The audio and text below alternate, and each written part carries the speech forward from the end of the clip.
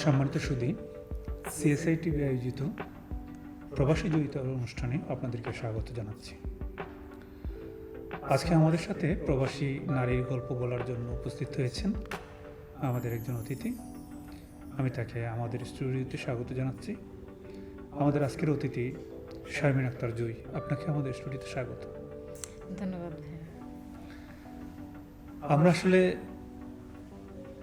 শুরু করি আমাদের ব্যক্তিগত জীবন দিয়ে, তাহলে হয়তো আমরা একটু ধীরে ধীরে একে অপরের কথাগুলোকে শুনতে পারবো, বুঝতে পারবো।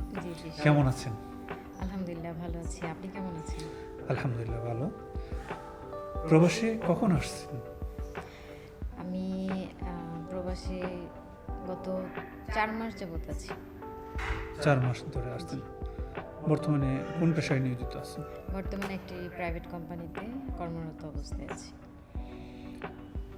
আপনার কর্মক্ষেত্রটাকে আপনি কিভাবে দেখছেন? কেমন লাগছে আপনার? প্রবাস জীবনে এসে যখন আমি আমার নিজের ভিতরে যে কাজ করার দক্ষতা, সেটা বাংলাদেশ থাকতে বুঝিনি। এখানে আসার পর যখন কাজ করছি, নিজের দক্ষতাকে বাড়াচ্ছি, কাজ শিখছি, সো এটা আমার জন্য অবশ্যই ভালো কিছু। খুব সুন্দর কথা বলেছেন। আপনার অভিজ্ঞতা থেকে যে আপনি আরও স্কিল বাড়াতে চান, আপনার অভিজ্ঞতা বাড়াতে চান, খুব সুন্দর কথা। স্বাভাবিকভাবে দেখা যায় প্রবাসে যারা আসে, নারীরা বিশেষ করে, তাদের ক্ষেত্রে অনেক ধরনের প্রতিবন্ধকতা দেখা দেয়। আপনি কি মনে করেন যে সেই প্রতিবন্ধকতাগুলো কি থাকা উচিত? না, আমি মনে করি একজন নারীকে নিজের প্রতি আত্মবিশ্বাস থাকতে হবে। যদি আত্মবিশ্বাসটা থাকে তাহলে আপনি যেই কোনো জায়গায় নিজেকে মানিয়ে নিতে পারবেন। খুব সুন্দর। তো প্রবাসে এসে আপনার কি ধরনের অসুবিধার সম্মুখীন হতে হয়েছে বলে আপনি মনে করেন? খুব একটা অসুবিধা মনে করছি না, তবে কিছু ক্ষেত্রে আমাদের নারীদের সতর্কতা বজায় রাখা উচিত। যেমন যখন আমরা বাংলাদেশ থেকে প্রবাসে আসি, তখন আমাদের বলা হয় একরকম, এখানে আসার পর দেখা যায় কাজ দেওয়া হয় আরেক রকম। তো ওই জিনিসটা যদি আমরা একটু বাংলাদেশ থেকে বুঝে শুনে সব কিছু যাচাই করে আসতে পারি, তাহলে আমাদের জন্য ভালো হয়। জি, আপনি বলছেন যে যে কোনো নারী যখন প্রবাসে আসবে তখন ওনাকে একটু সতর্কতা অবলম্বন করতে হবে। এই জিনিসগুলো একটু সমস্যা দেখা দেয়। বাংলাদেশে হয় বলে একরকম, এখানে আসার পর কাজ দেয় আরেক রকম। তো এই জিনিসটা বাংলাদেশ থেকে জাস্টিফাই করে আসা উচিত, এটা আমি মনে করি। জি, সেক্ষেত্রে বিএমইটি সহযোগিতাও নিতে পারে। অবশ্যই অবশ্যই। এবং আপনার সাথে যে কন্ট্রাক্ট হয়েছে, আপনাদের সাথে যে চুক্তিটা হয়েছে, সেটা আপনি ভালো করে দেখবেন। কি দেওয়া হচ্ছে, আপনাকে অ্যাকোমোডেশন দেওয়া হচ্ছে কিনা, আপনার লিভ স্যালারি দেওয়া হচ্ছে কিনা, আপনাকে কি ফ্যাসিলিটিস দেওয়া হচ্ছে, সেটা দেখা জরুরি বলে মনে করি। তো প্রবাসে আপনার নারীদের ক্ষেত্রে এখানে এসে আপনি কর্মক্ষেত্রে তো পেলেন, কিন্তু আপনার বাহ্যিকভাবে আপনি কি অসুবিধার সম্মুখীন হন বলে মনে করেন? এখানে আসার পর আমি মনে করি যে নারীদের যারা এখানে প্রবাসে কাজ করতে আসি, আমাদের মাস শেষে যেই টাকা ইনকাম, আমাদের অর্ধেক টাকাই দেখা যায় বাসস্থানের ক্ষেত্রে চলে যায়। তো ওইটা যদি আমাদের কোম্পানি থেকে প্রোভাইড করা হয়, সেটা নারীদের ক্ষেত্রে অনেক সুবিধা হবে বলে আমি মনে করি।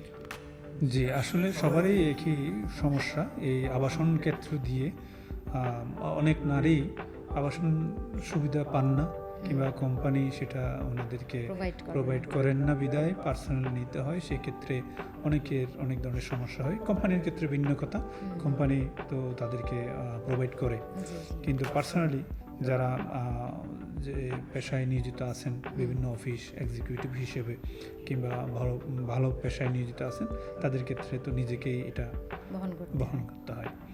তো প্রবাসে আপনার যে স্বপ্ন, যে আশা আকাঙ্ক্ষা, সেটা আপনি কিভাবে প্রতিফলিত করতে চান এবং কতটুকু এগিয়ে নিতে চান? আমি আমার যতটুকু অভিজ্ঞতা আছে সেটা তো আমি চালিয়ে যাচ্ছি। আমি আরও নতুন করে কাজ শিখতে চাচ্ছি। যতটুকু আমি জানি সেটা তো করছি, পাশাপাশি আমি আমার নিজেকে আরও উপরের দিকে নিতে চাই। তো সেই ক্ষেত্রে আমি আমার আত্মবিশ্বাস নিয়ে এগিয়ে যাচ্ছি। খুবই সুন্দর কথা।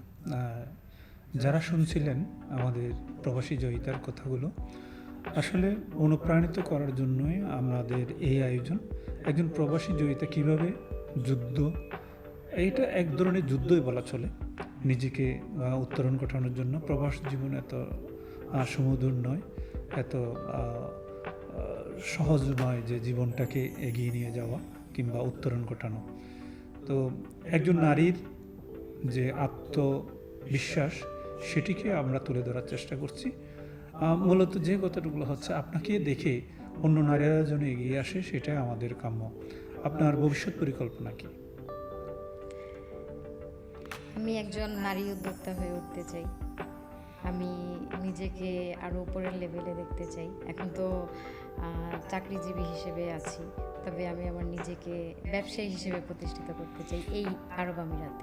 আমরাও চাই আপনি আপনার যে আশা আকাঙ্ক্ষা, আপনার যে আগামীর ভবিষ্যৎ পরিকল্পনা, সেটা যেন শতভাগ প্রতিফলিত হয়। এবং আমরা মহান রবের কাছে দোয়া করি যেন আপনি আপনার পথে এগিয়ে যেতে পারেন, আপনার কাঙ্ক্ষিত ফলাফলের লক্ষ্যে পৌঁছাতে পারেন। ইনশাআল্লাহ। আপনাকে আমাদের স্টুডিওতে আসার জন্য ধন্যবাদ। ইনশাআল্লাহ ভবিষ্যতে আবার দেখা হবে। সেই পর্যন্ত আমাদের দর্শক মণ্ডলী, আপনারাও থাকবেন আমাদের সাথে ইনশাআল্লাহ। ধন্যবাদ সবাইকে, আপনাকেও ধন্যবাদ। আপনাকেও অসংখ্য ধন্যবাদ ভাইয়া।